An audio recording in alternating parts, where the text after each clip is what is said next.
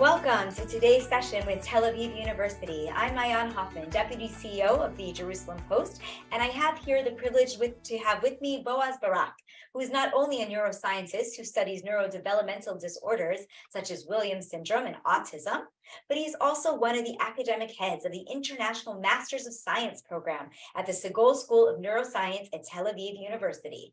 Welcome, Dr. Barak. Hi, Maayan. Thank you for having me. It's a great privilege to present our program here. Thank you. Of course. So I know we don't have a lot of time today, and I want to jump right into the talk about the master's program. Tell me a little bit about the curriculum, the courses, and some of the other faculty members. Okay. Yeah, so I'm heading the program together with Professor Dinoa Friedman-Moravinsky, and this is a 2-year program. The language of instruction is English, and it's composed from classes, courses, and thesis. Overall, about 30 semester hours of classes. In addition to that, there is a thesis, meaning that you need to find a supervisor out of the 150 researchers that we have in the Sagol School of Neuroscience at Tel Aviv University.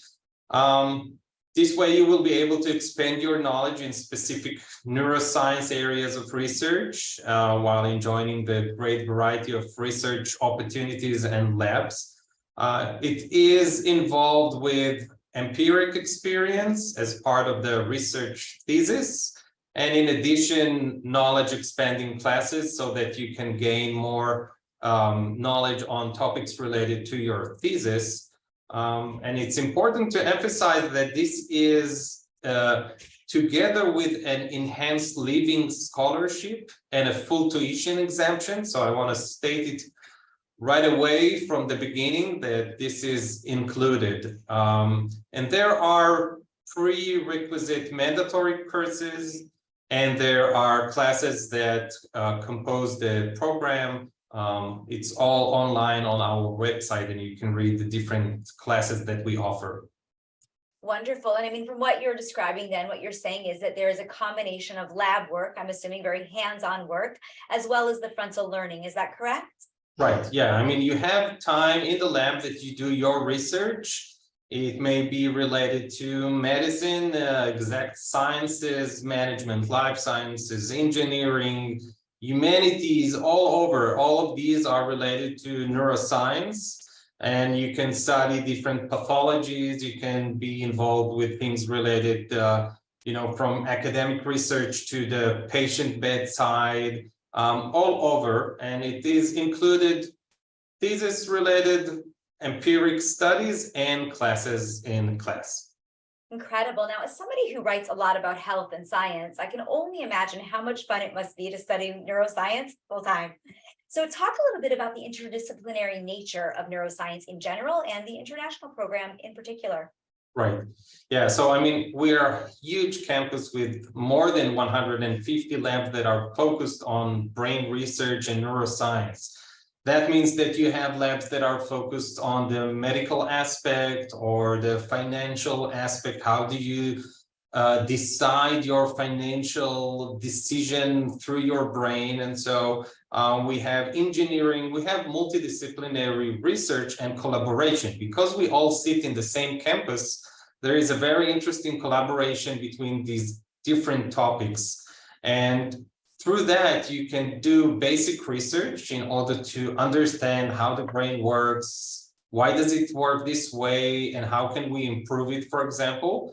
Or if you want to focus on brain disorders, for example, we have labs studying multiple pathologies, for example, glaucoma, stroke, schizophrenia, autism, Williams syndrome, neurovascular interface, ADHD, and so on. So you have all of the different topics all together. So this is a very multidisciplinary research on campus that we have in the program.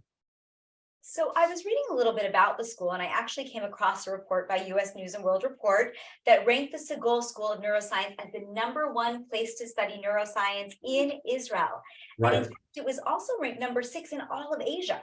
So I assume that has at least something to do with the school being able to give students across access to more than 150 laboratories across 8 different faculties and 17 medical centers, and of course, great professors like yourself. So Yeah. tell me, hearing all of that, can you talk to the students and tell us what type of student should apply to be in this kind of environment? Right, yeah, sure. So we're interested in students that have passion for neuroscience. At the end of the day, it's all about passion. That's what holds us.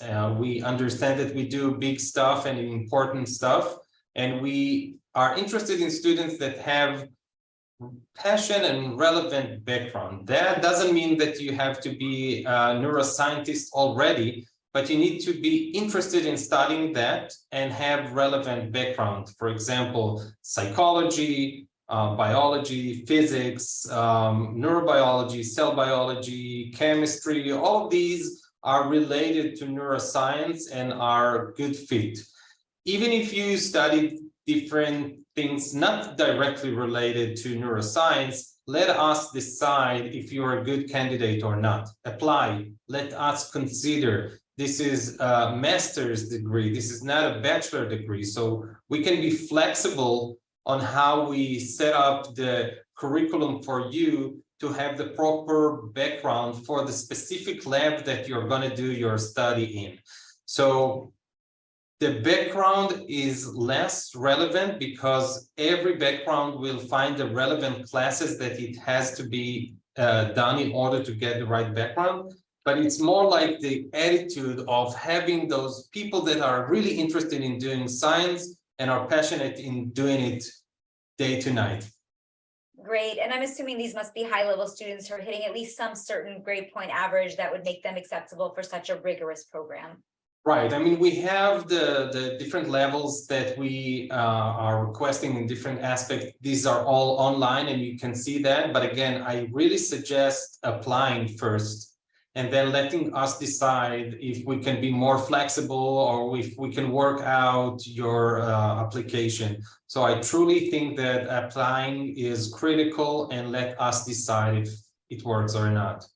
Great. Now, lastly, if a student is a good fit or they feel that they should apply and hopefully they get into the program, you mentioned there is a scholarship associated. Is there any other, are there any other expenses? And is there a financial aid package available or other incentives if that is needed? Right. So Tel Aviv University is an international university and we know how to work with students coming from abroad. We have great experience with that. The fellowship in this master's degree helps you with living assistance for your personal use. You get the fellowship to your bank account, and with that, you can do whatever you decide, meaning that you decide if you use it for your, rent, or you want to buy with this groceries or whatever. This is just like a salary that you get from the Tel Aviv University. But this is a fellowship, meaning that you don't pay taxes for that. And with that, you can do whatever you want. If you have your own apartment and you don't need to pay for that, then have fun with the money and do whatever you want. If you need to pay for rent, then you will have this fellowship, which is high enough in order to live in a nice apartment in Tel Aviv, just like all of our students currently are doing. And in addition, Tel Aviv University has a housing facility, and there is an option to apply for dorms, and we assist with how to do that, when to do that. This is not a promise, but this is something that is an option in Tel Aviv University, and that can be also helpful. And in addition, I remind you that the tuition for our students is exempt. So you don't need to pay for tuition at all. You don't have any expenses, you just get the fellowship. So that's important. So, as we sign off, I just want to remind the viewers that registration for the 2023-2024 semester closes on March 23rd. So hurry and apply. Thanks so much, Dr. Barak. Thank you, Maayan. Thank you.